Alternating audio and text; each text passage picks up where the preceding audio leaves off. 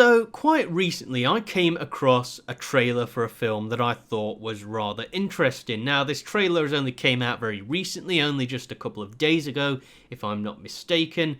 The name of this film is Cuck. Yes, that is literally the name of it.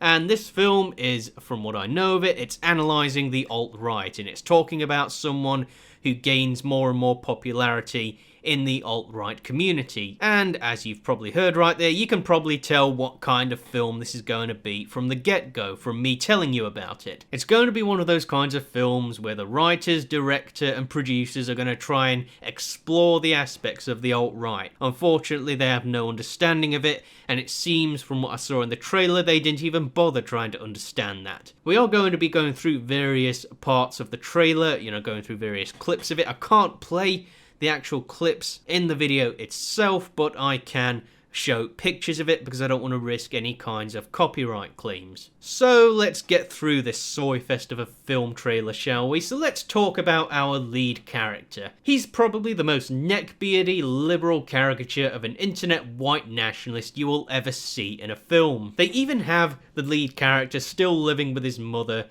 which is yet again another stereotypical characteristic of a neckbeard. I'm honestly half expecting to see him in a fedora or something at this point. We next see a clip of him watching a clip of an internet user who's supposed to be like a typical right-wing political commentator, like the ones we already know, so he's meant to be an equivalent of the likes of Paul Joseph Watson or a Steven Crowder or someone like that. This is supposed to send the kind of message that if you watch any of those YouTubers, Paul Joseph Watson, Steven Crowder, any of them, you're instantly a bad person. That's what they're trying to send right there. We then see clips of the lead character making his own video complaining about illegal immigrants and, all of that kind of stuff. The video initially gets voted down, and because of the fact that he gets a negative comment, he angrily closes his laptop, enraged. Yeah, alt-righters don't act like that when they receive those kinds of comments on YouTube, or they receive those kinds of comments on Twitter or anything like that. But ironically, that is how SJWs react when you tell them there's only two genders.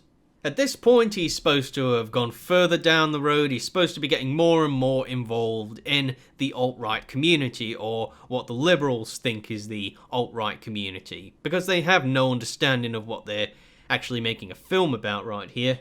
But then later in the trailer, as we get a bit more into it, there's clips of him what looks like he's getting involved in pornography or something like that. And at this point, as I was watching the actual trailer, and when those clips came up of him seemingly getting involved in pornography and that kind of stuff, I was thinking, what on earth sort of a film are these people trying to make here? So at one point, he's suddenly getting involved in the alt-right, he's becoming an alt-right vlogger or someone like that.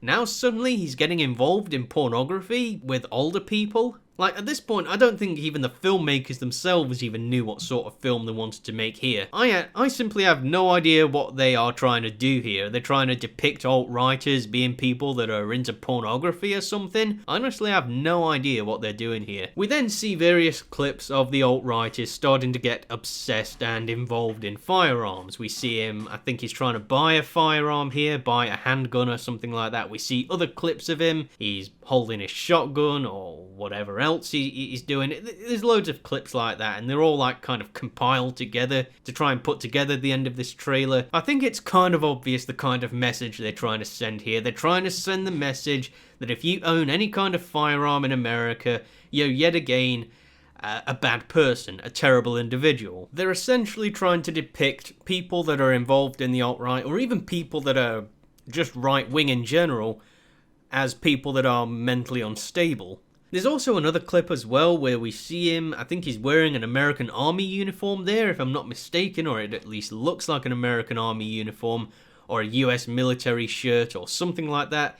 Now, I'm not 100% on American laws exactly, but is it not illegal to wear or impersonate an American soldier when you're not really one? Like, if I'm not mistaken, isn't he breaking the law there if he's wearing that shirt? Like I said, I could be entirely wrong here, but I just thought I'd point that out. That was essentially the trailer for Cuck in a nutshell. Now, this film is set to come out in, I think it's next month, I believe. It comes out on the 4th of October, and I can safely say I'm not going to be watching this film, and I'm fairly certain most of you who are watching this aren't either. I think we all know what kind of film we are going to be getting here.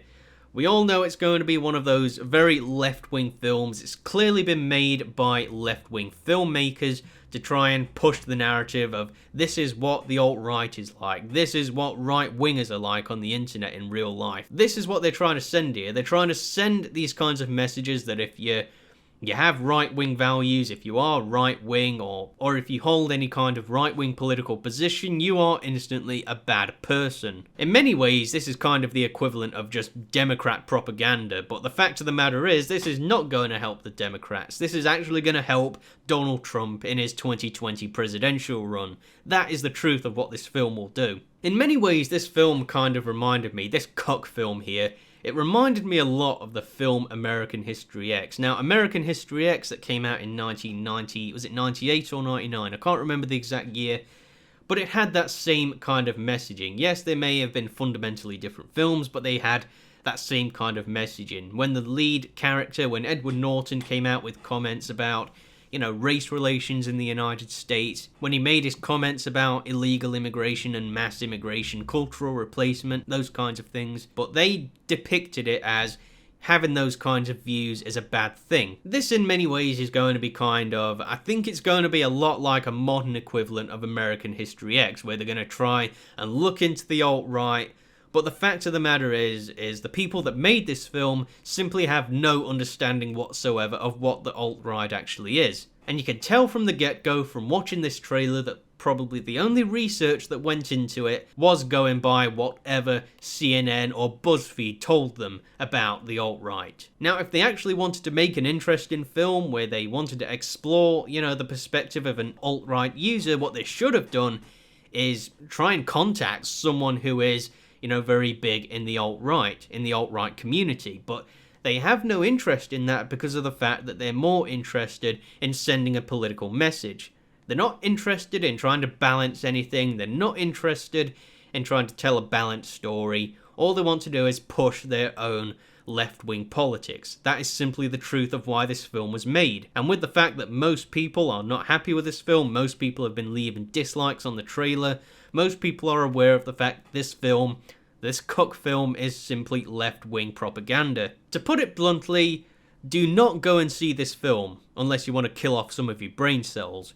Go watch The Joker instead, which is potentially going to be a much better film, a much more interesting film, and probably a much more enjoyable film. Okay, gentlemen, this has been Lord Flashheart. Be sure to rate, comment, favourite, share, and subscribe, and I will see you again. Cheerio!